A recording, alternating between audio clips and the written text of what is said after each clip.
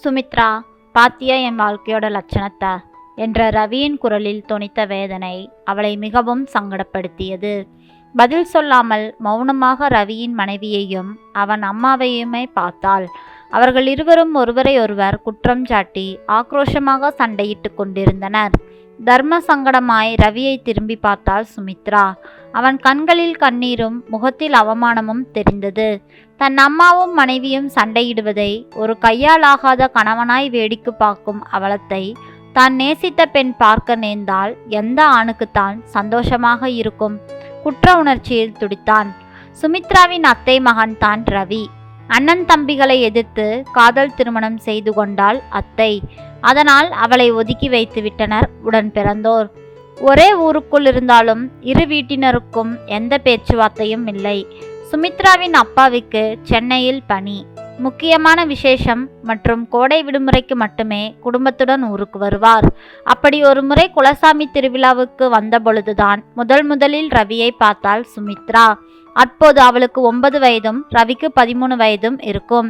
20-25 மாட்டு வண்டிகளில் அரிக்கேன் விளக்கு வெளிச்சத்தில் மாடுகளின் மணியோசை தாளாட்ட மேற்கு தொடர்ச்சி மலைக்காட்டுக்குள் இருந்த கருப்புசாமி கோவிலுக்கு சென்றதை இப்போது நினைத்தாலும் சுமித்ராவுக்கு த்ரில்லாகவே இருக்கும். நடுச்சாமத்தில் நடக்கும் பலி பூஜைக்கான முன்னேற்பாடுகள் நடந்து கொண்டிருந்தன. பூஜையின் பொழுது யாரும் தூங்கக்கூடாது என்பதால் குமரிகளின் சிரிப்பொலியினாலும் இளைஞர்களின் ஆரவார பேச்சாலும் அந்த வனாந்திரம் தன் அமைதியை இழந்திருந்தது. சிறுவர் சிறுமியர் ஐஸ்பாய் விளையாடினர்.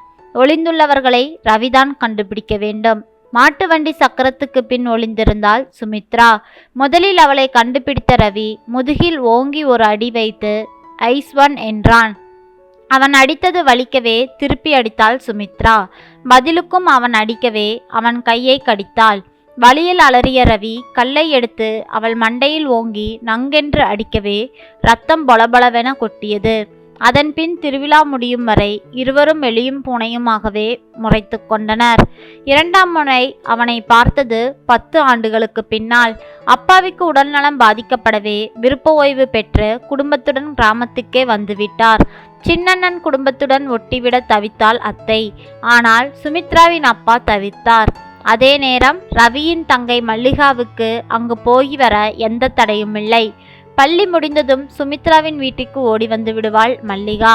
உனக்கு என் தங்கச்சியை பிரிய மனமில்ல, அவ்வளவுதானே, பேசாம எங்க அண்ணனை கட்டிக்க, அப்புறம் நீயும் அவளும் எப்பவும் ஒன்னாவே இருப்பீங்க என்பாள் சுமித்ரா கேலியாக. யாரு? உங்க பெரியப்பா மகன், அந்த கருவாயனவா? அவனை கட்டிக்கிறதுக்கு நான் மொட்டை கணத்துல விழுந்து செத்து போயிருவேன். நீ எங்க வீட்டுக்கு வான்னு சொன்னா என்னென்னவோ சொல்லிட்டு இருக்கியே என்று சினுங்குவாள் மல்லிகா.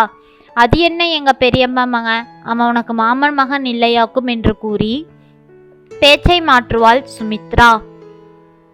காரணம், கிராமத்துக்கு வந்த இந்த 3 மாதத்தில் ரவியை அவள் ஒரு முறை கூட பார்த்ததில்லை. அன்று பெரியப்பா சித்தப்பா மகள்களுடன் பம்பு செட்டில் குளிக்க தோட்டத்துக்கு சென்று கொண்டிருந்தாள் சுமித்ரா. எதிரில் சைக்கிளில் வந்த ரவியை பார்த்து யாரென விசாரிக்க அவன் நம் அத்தை மகன் ரவி என்றாள் பெரியப்பா மகள். ஓ, இவன்தான் மல்லிகாவோட அண்ணனா என்று கேட்டவள் திரும்பி அவனை பார்த்தாள். அவன் தூரத்தில் மரங்களுக்கு மத்தியில் புள்ளியாய் சைக்கிளில் மறைந்து போனான். இச்சம்பவம் நடந்து 2 நாட்களுக்கு பின் பக்கத்து வீட்டு தோழியுடன் கோவிலுக்கு சென்றிருந்தாள் சுமித்ரா. அங்கு ரவியும் வந்திருந்தான். அப்பொழுதுதான் அவளை ரவியை பார்த்தாள். சன்னதி முன் கண்மூடி சுவாமி கும்பிட்டு கொண்டிருந்தான் ரவி. சுமித்ராவின் இடுப்பை நைசாக இடித்து கஞ்சாடை காட்டி, உங்க அத்தை மகன் ரவியை பாரு, பக்தி பலமாக சாமி கும்பிடுகிறான் என்றாள் ரகசிய குரலில் தோழியொருத்தி. அப்போதுதான் அவனை நன்றாக கூர்ந்து பார்த்தாள் சுமித்ரா. 25 வயதில் அத்தையை அச்சு எடுத்தது போலவே இருந்தான். அவனையே விழியகல சுமித்ரா பார்ப்பதை பார்த்த தோழி, ஏய் என்னடி அவனை அப்படி பார்க்கற, உங்க அத்தை கிட்ட சொல்லி நாள் குறிக்க சொல்லவா என்று கேலி செய்தாள். ஆனால் அதை காதில் வாங்காது அப்படியே வைத்த கண் வாங்காமல் பார்த்தபடியே நின்றிருந்தாள் சுமித்ரா. இதை ரவியும் கவனித்து விட்டான். இவள் ஏன் நம்மை இப்படி குறுகுறுன்னு பார்க்கிறாய் என்று நினைத்தாலும் அவள் அப்படி பார்ப்பது அவனுக்கு சந்தோஷத்தையே தந்தது. மனம் இறக்கை கட்டி பறந்தது. அன்று மட்டுமல்ல, அடுத்து வந்த நாட்களிலும் கடைத்தெருவிலோ எங்காவது வழியிலோ அவனை எதேச்சையாக சந்திக்க நேர்ந்தால் அவனையே ஆர்வத்துடன் பார்ப்பாள் சுமித்ரா. அந்த பார்வையில் இருந்த அன்பு, பாசம், கனிவு அவளுக்கு தன் மீதுள்ள காதலை பறைசாற்றுவதாகவே ரவிக்கு தோன்றியது. அவனுக்கும் அவளை மிகவும் பிடிக்கும் என்பதால் அது போன்ற சமயங்களில் அவன் முகம் தாமரையாய் மலர்ந்தது. இந்த நிலையில் சுமித்ராவின் அப்பா இடிந்து போனாள். அப்பாவுக்கு உடல் நலக்குறைவு ஏற்பட்ட பொழுது அவள்தான் பிடிவாதமாக அவரை விருப்ப ஓய்வு பெற வைத்ததுடன், கிராமத்துக்கே போவோம், அப்போதுதான் சுத்தமான காற்று, அமைதியான சூழ்நிலையில் உங்கள் உடல் நலம் சீராகும் என்று சொல்லி அழைத்து வந்தவள். ஆனால் இதய பலகீனத்துடன் சிறுநீரகம் செயலற்று போக கிராமத்துக்கு வந்த சில மாதங்களிலேயே இறந்தும் போனார். எப்பொழுதாவது சுமித்ராவின் பெரியப்பா மகனுடன் வீட்டிற்கு வருவான் ரவி. தாழ்வாரத்தில் உள்ள திண்ணையில் உட்கார்ந்து பேசிக் கொண்டிருப்பான்.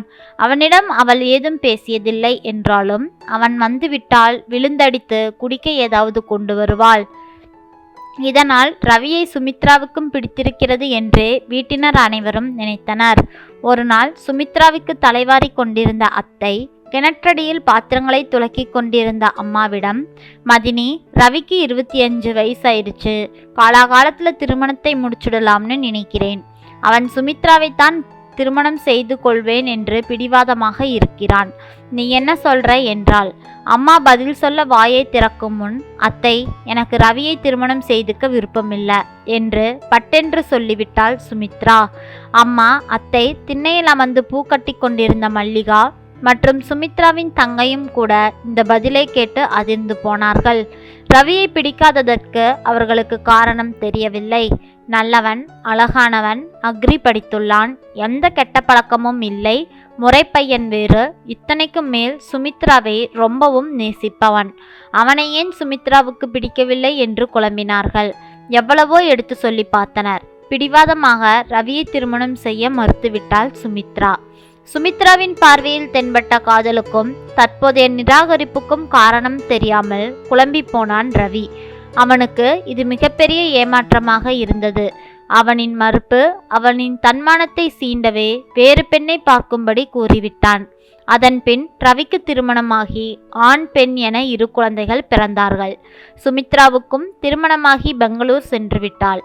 இருவரும் வெவ்வேறு திசையில் சென்று விட்டாலும் ரவியின் மனதில் மட்டும் சுமித்ராவின் அன்பின் பார்வையும் நிராகரிப்பும் ஊகாமுள்ளாய் மனதின் ஓரத்தில் குத்தி கொண்டே இருந்தது. சித்திரை திருவிழாவுக்கு ஊருக்கு வந்திருந்த சுமித்ரா அத்தை வீட்டுக்கு சென்றிருந்த பொழுதுதான் இப்படி ஒரு கேள்வியை கேட்டுவிட்டான் ரவி. ஏன் சுமித்ரா, என்னை உனக்கு பிடிக்காமல் போச்சு என்ற ரவியின் குரலால் நினைவுகள் கலைக்கப்பட்டவளாக அவனையே கனிவுடன் பார்த்த சுமித்ரா விறுவிறுவென்று வீட்டிற்குள் சென்றாள். அந்த பழைய காலத்து வீட்டு சுவரில் வரிசையாக கருப்பு வெள்ளை புகைப்படங்கள் மாட்டப்பட்டிருந்தன. அதில் ஒன்றை எடுத்து வேகமாக அவனிடம் வந்தாள். புகைப்படத்தை அவனிடம் கொடுத்து, ரவி, இது யாரென்று தெரிகிறதா என்று கேட்டாள் மென்மையாக. உங்க அப்பா, அதாவது எங்க மாமன் என்றான். புகைப்படத்தில் எங்க அப்பாவை பார்க்கும் பொழுது உனக்கு என்ன தோன்றுகிறது ரவி என்றாள். இளமையில் மாமா என்னை மாதிரியே இருக்கிறார் என்றான் சிறிது பெருமையாக.